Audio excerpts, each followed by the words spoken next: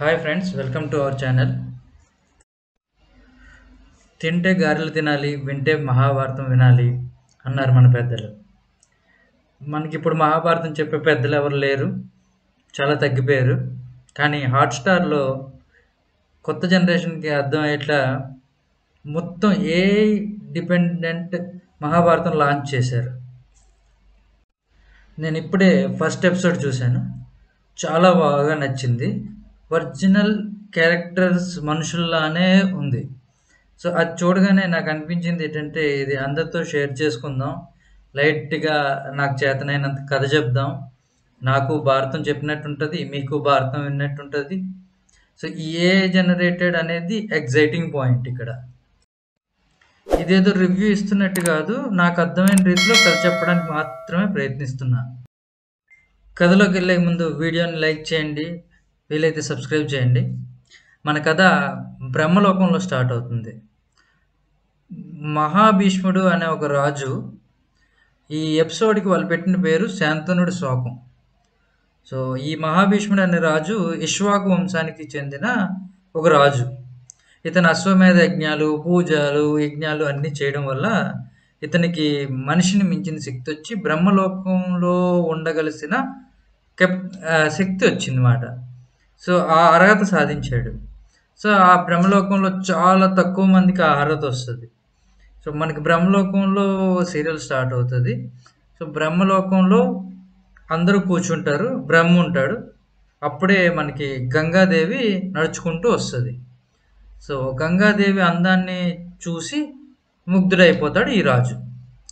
So బ్రహ్మలోకంలో ఇప్పుడు బ్రహ్మ వచ్చి మాట్లాడినప్పుడు అందరూ లేచి నించోవడం, నమస్కారం చేయడం చేస్తారు కదా. ఈయన ఆ గంగా అందంలో మునిగిపోయి ఆ నమస్కరించడం మర్చిపోతాడు. ఎక్కడో గంగ కూడా ఇతని చూపుల్ని ఆనందిస్తూ ఉంటుంది. సో ఇది అబ్జర్వ్ చేసిన బ్రహ్మదేవుడికి కోపం వస్తుంది. ఈ మహాభీష్ముడిని కోపంతో, నువ్వు బ్రహ్మలోకంలో ఉన్నావు అనుకున్నావా, మానవ లోకంలో ఉన్నావు అనుకున్నావా, నీకు ఇంకా మానవ లోకం బుద్ధులు పోలేదు, నువ్వు మానవ లోకంలో బతకడంకే నువ్వు కరెక్ట్, నువ్వు మళ్ళీ మనిషిగా పుట్టాల్సిందే అని శపించేస్తాడు. సో గంగ కూడా దేవత, కానీ ఈ మానవ ఇదైన లస్ట్, లోభం, ఈ కోరికలు కలుగుతున్నాయి. సో నీకు ఆ కోరికలు కలిగాయి కాబట్టి నువ్వు భూమి మీదకి వెళ్ళు, ఆయనతో ఆడి ఉండు అని చెప్పి, మరి ఇది శాపం కదా, వెళ్ళిపో అంటావదు కదా. వాళ్ళు ఇద్దరు ఆడికి ఏం శపిస్తాడంటే, నువ్వు నీకు ఇది అక్కడికి వచ్చి నీ పెళ్ళంగా ఉండి నీకు ఎక్కడ లేని బాధ పెట్టి వెళ్ళిపోతుంది అని శపిస్తాడు అన్నమాట బ్రహ్మదేవుడు.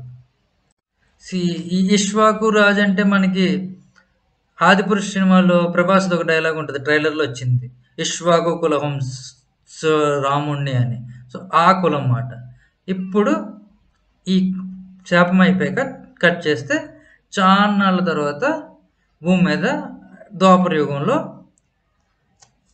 ప్రతీప మహారాజా అని ఒకడు ఉంటాడు. సో ఆయనకి, ఈయన చంద్రవంశ మహారాజు.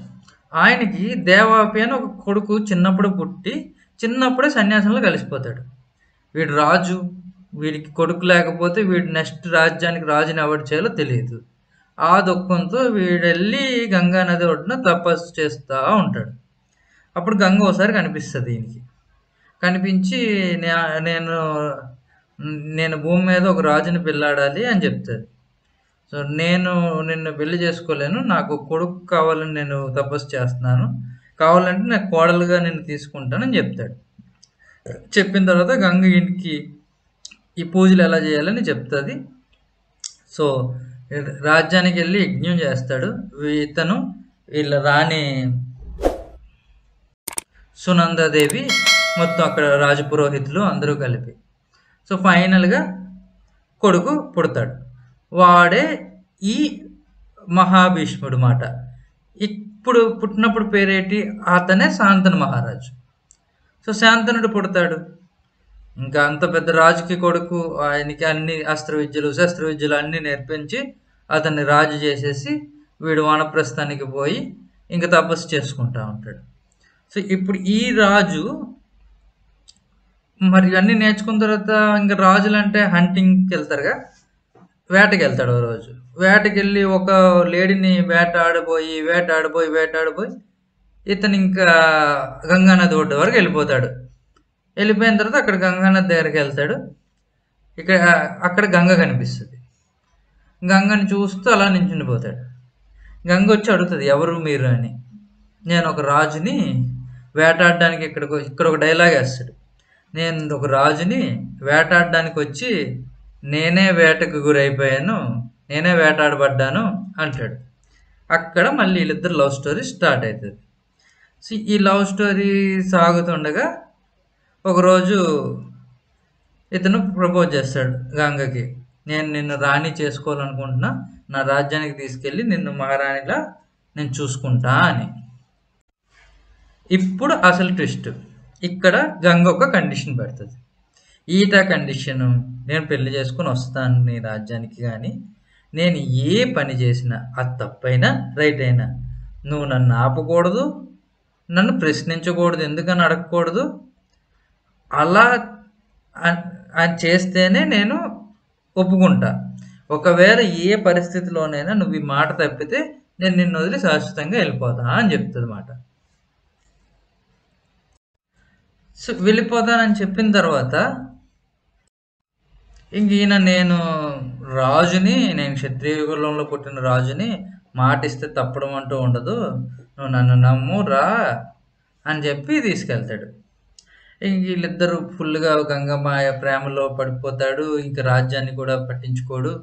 సో రాజ్యం జరుగుతూ ఉంటుంది. కొత్త రాజు కోసం వెయిట్ చేస్తూ ఉంటారు ప్రజలు. సో ఒకరోజు ఇద్దరికి ఒక బాబు పుట్టాడు. సో గంగకి బాబు పుట్టగానే వీడికి ఎక్కడ లేని ఆనందం వస్తుంది, రాజ్య ప్రజలందరికీ ఆనందం వస్తుంది, ఉత్సవాలు జరుపుకుందాం అని అనుకుంటారు. ఇంతలో ఒక సేనాధిపతి వచ్చి ఒక విషయం చెప్తాడు. ఏంటంటే గంగ బిడ్డను పట్టుకొని గంగానది ఒడ్డుకి వెళ్ళింది అని. వీడు వెళ్ళేసరికి ఇంకా ఆ బిడ్డని నీటిలో ముంచేస్తుంది. సో ఇక్కడ నీటిలో ముంచిస్తే వీడు ఎందుకని కూడా అడగలేడు, మాట ఇచ్చి ఉన్నాడు, అది ఆపలేడు. ఇంక ఏడుస్తూ అలా నించుండిపోతాడు. సో ఇది అయిపోతుంది. అయిపోయిన తర్వాత మళ్ళీ రాజ్యానికి వచ్చేస్తారు. సర్లే ఏదో అయిపోయింది అనుకుంటాడు. మళ్ళీ ఇంకో బాబు పుడతాడు, అప్పుడు సేమ్. మళ్ళీ ఇంకో బాబు పుడతాడు, అప్పుడు సేమ్. 3 బాబులు అలాగే గంగలో పడేస్తుంది. ఇంకా ఇప్పుడు 4వ బాబు. ఇతను వీక్ అయిపోతూ ఉంటాడు. ఈ రాజ్యాన్ని క్షత్రియ ధర్మం పాటించాలా, ఇచ్చిన మాటని ఆపడానికి తండ్రిగా ఫెయిల్ అయిపోతున్నాను, యుద్ధాలు గెలుస్తున్నాను, రాజ్యాన్ని కాపాడుతున్నాను, తండ్రిగా మాత్రం ఫెయిల్ అయిపోతున్నాను అని బాధపడి వీక్ అయిపోతూ ఉంటాడు.